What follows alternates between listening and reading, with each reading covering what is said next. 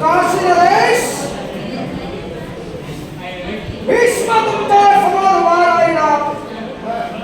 भीष्माने तुमच्या कन्येचा स्वयंवर थांबविले आणि तुम्ही मला का म्हणून विचारतात? मग ऐका, संप्रच्या परिस्थितीत आम्ही वास्तव दृश्य पाहतोय. या तुमच्या भरलेल्या स्वयंवर मंडपात देशोदेशीचे नृपती नृपकुमार उपस्थित आहेत आणि वर्गातील भूमंडळातील सर्व राजे लोक उपस्थित दिसत आहेत. पण फक्त इथं उणीव होती आणि इथं कमीपणा होती ती हस्तिनापूर वासियांची. आणि ती का असेल तर तुम्ही हस्तिनापुराला न दिलेलं निमंत्रण. सांगा काशीराजे, काय असं घोडं हस्तिनापुरानं तुमचं मारलं म्हणून इतरातल्या सर्व राजा लोकांना निमंत्रण दिलं जात आहे आणि फक्त हस्तिनापुराला दिलं जात नाही?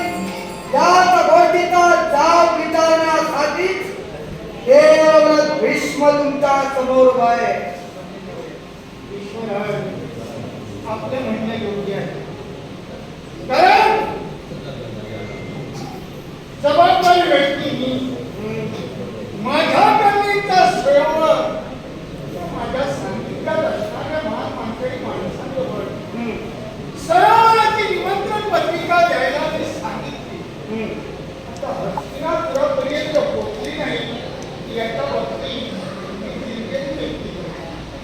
कारण तू ती प्रत्येकाच्या हातून होते म्हणून एक वेळ माझ्या मानकऱ्याजवळून तू घडली असेल. पण स्वयंवर अधिकार तो का फक्त हस्तिनापुराला पत्रिका नाही म्हणून? याला कारण आहे राजे. सहज माझ्या प्रश्नाला उत्तर देऊन गेलात की म्हणे मानकऱ्यांजवळ मंत्री महोदयांच्या मागे जबाबदारी देऊन निमंत्रण पाठविलं गेलं होतं. अनावधानानं आम्हाला देण्याचं राहिलं. पण काशीराजे, हे सामान्य जनांचे उत्तर झालं. तुम्ही एक जबाबदार पुरुष आहात, एक शास्त्री आहात, अर्थात तुमच्याकडून अशा उत्तराची अपेक्षा आम्हाला नाही. याला कारणच आहे आणि ते कारण भीष्म तुम्हाला स्पष्ट करून सांगतोय. पण तत्पूर्वी मला तुमच्याकडून ऐकायचंय. सांगा हो, एखाद्या शुभ कार्याचं निमंत्रण दिलं जातं.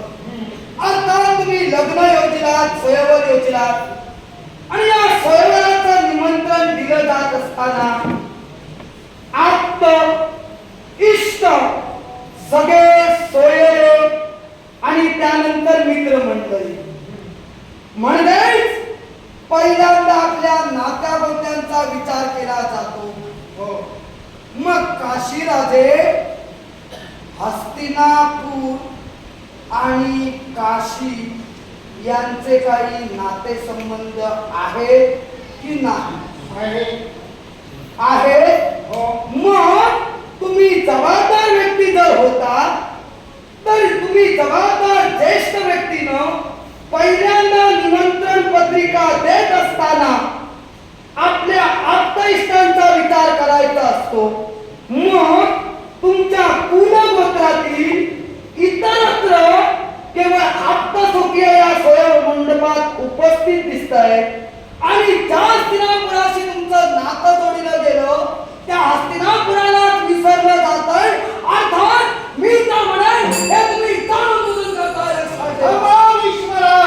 काय मुलींचा बाप मी, यजमान मी, आज हो जबाबदारी माझ्या मध्ये आहे. बाप या नात्यानं हो आणि राजकर्ता या नात्यानं. पण माझ्या राज्यात वावरणारे माझे जे आप्तसुखी आहे, जी मानकरी माणसं आहे ती सुद्धा माझ्या विश्वासात्मिक आहे.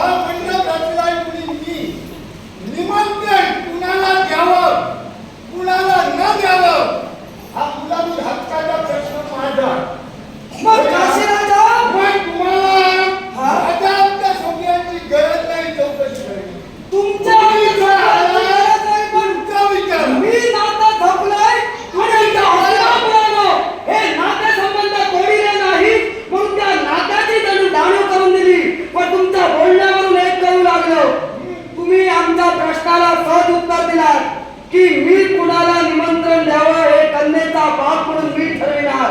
याचा अर्थ एकच आहे, तुम्ही सरळ मान्य करा, तुम्ही जाणून बुजून हस्तिनापुराला डावललात. आणि तो जर का तुमचा मान तुम्हाला राखायचा होता तर हा सरोवर आहे हे तुम्हाला कळलं म्हणून तुम्ही इथं आलात. मग त्याच वेळी हा जर का नाव विचारायचा होता तर सरोवराला सुरुवात होण्यापूर्वी आलं पाहिजे. राजा! आता जे आलात, तो तुमचा स्वार्थ, तुम्ही मानासाठी मोठेपणासाठी हप्पापुटत आलात. थांबा काशीराज! तर मला म्हणावं लागेल कुणावर घालवत लावता या भीष्मावर? ओ या भीष्मानं तेव्हा क्रिया घडली तेव्हाच प्रतिक्रिया दर्शविली. एखादं कार्य घडल्याशिवाय कार्य कारण भाव निर्माण होत नाही. तुम्ही निमंत्रण दिला नाही, तुमच्याकडे सरोवर आहे हे आम्हाला ज्यावेळी कळलं त्याच वेळी आम्ही केवळ अश्वसवार झालो आणि या तुमच्या केवळ काशीनगरात पोहोचलो. आता आम्ही पोहोचेपर्यंत तुमचा मुहूर्त जवळ आला, याला दोष आमचा नाही. तुम्ही आम्हाला डावलला म्हणूनच याचं खापर तुमच्याच माती घ्या.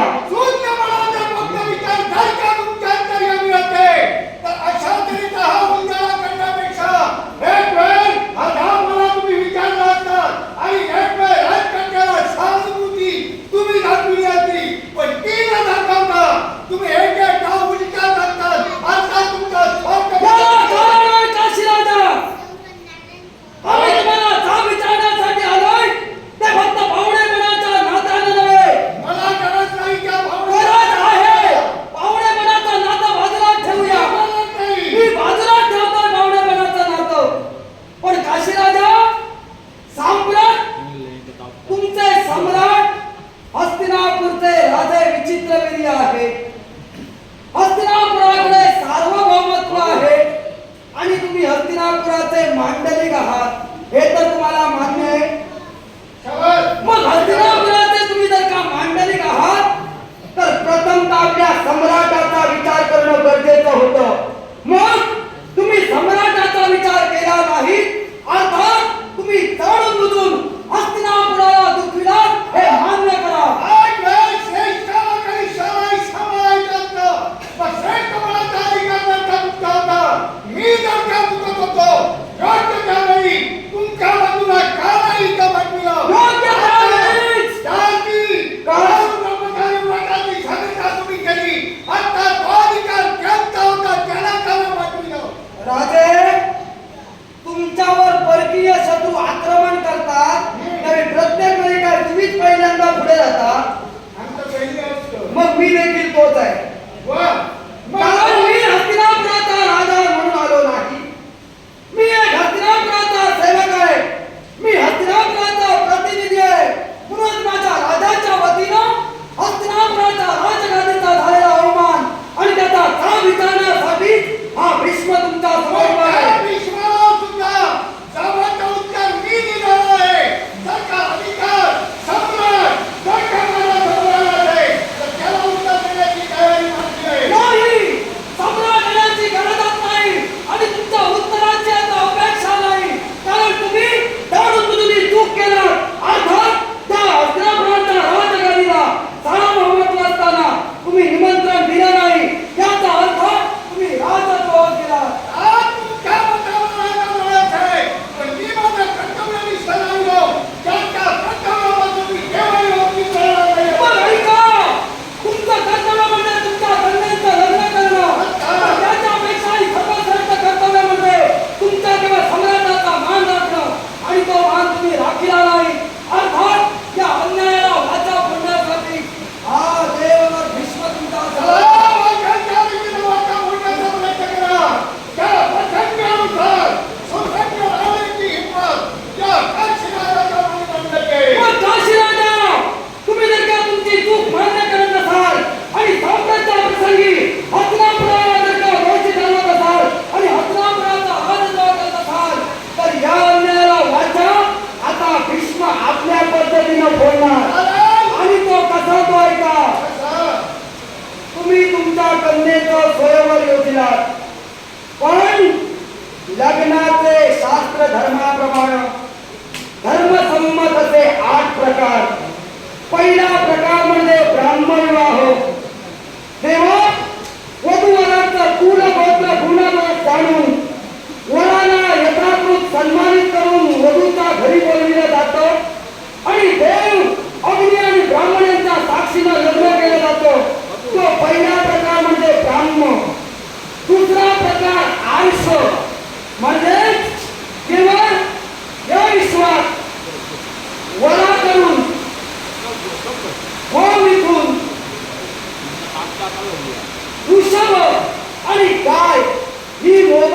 घेतली जाते आणि कन्या दिली जाते, याला आर्ष विवाह म्हणतात. त्यानंतरचा विवाह म्हणजे गांधर्व विवाह. आई बापाच्या संमतीशिवाय जी पोरं पळून जाऊन लग्न करतात त्यातला प्रकार म्हणजे गांधर्व विवाह. त्यानंतरचा प्रकार म्हणजे असुर विवाह. जेव्हा एका कन्येला धन देऊन विकत घेतली जाते त्याला असुर विवाह म्हणतात. त्यानंतरचा दैव विवाह. तो दैवी विवाह का, तर ऋत्विजाकडे यज्ञ केला जातो आणि त्या यज्ञाच्या बदल्यात त्या ऋत्विजाला कन्या दिली जाते, तो दैवी विवाह. त्यानंतरचा विवाह म्हणजे प्रजापत्य विवाह. हा प्रजापत्य विवाह कुठल्या प्रकारात, तर वधूवरांच्या संमतीनं, आई बापाच्या संमतीनं, केवळ प्रजा आपत्तीच्या दृष्टीनं जो विवाह केला जातो तो प्रजापत्य विवाह. हे 6 प्रकार. आता 7वा प्रकार म्हणजे पिशाच्च. एखाद्या केवळ कन्येला मादक पदार्थांचं सेवन करण्यास भाग पाडलं जातं, तिच्यावर अन्याय अत्याचार घडविले जातात आणि अशा कन्येशी त्या व्यक्तीचं लग्न लावून दिलं जातं, त्याला पिशाच्च विवाह म्हणतात. आणि राहिला प्रकार 8वा म्हणजे राक्षस विवाह. एखाद्या कन्येच्या इच्छेविरुद्ध तिला बळजबरीनं नेणं, तिच्याशी लग्न करणं, याला राक्षस विवाह म्हटलं गेलं. धर्मशास्त्रात या 8 विवाहात भेदाभेद नाही, पण 8वा प्रकार याचं नाव राक्षस विवाह जरी असलं तरी शास्त्र सांगतंय जो राजा आहे त्या राजानं आपलं बल सामर्थ्य दाखवावं, शक्ती सामर्थ्य दाखवावं आणि समोरील कन्येचं आपल्या बलाचा अर्थ करून अपहरण करून तिच्याशी लग्न करावं. अर्थात मी हस्तिनापुराच्या राजाच्या आज्ञेनं, हस्तिनापुराच्या राजाचा एक सेवक, हस्तिनापुराचा प्रतिनिधी म्हणून त्याच्या वतीनं या तुमच्या 3ही कन्यांचं तुमच्या डोळ्यात एकच अपहरण करून घेऊन जाणार आणि तिच्याशी माझ्या केवळ विचित्र वियांचं तिघांचंही लग्न लावून देणार. तुम्हाला कोणाला जर का अडविण्याची हिंमत असेल तर राधे अडवून दाखवा. सारा काही ऐकलं मी, एवढा अज्ञानी नाही. मी म्हणणारही नाही. एक चांगलं केलं. काय? या सरोवर मंडपात देशादेशीचे राजकर्ते आले. निदान त्यांच्या जर का कन्या असतील तर या 8 प्रकारांचा ते उपयोग करतील. मला गरज नाही. राधे काय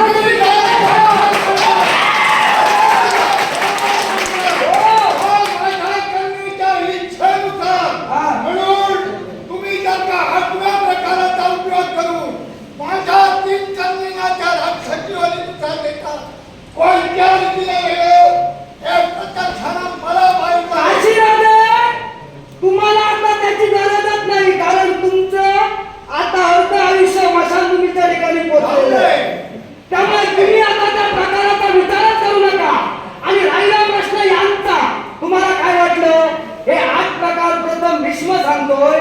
ओ हे 8 प्रकार याआधी धर्मशास्त्रानं सांगितले.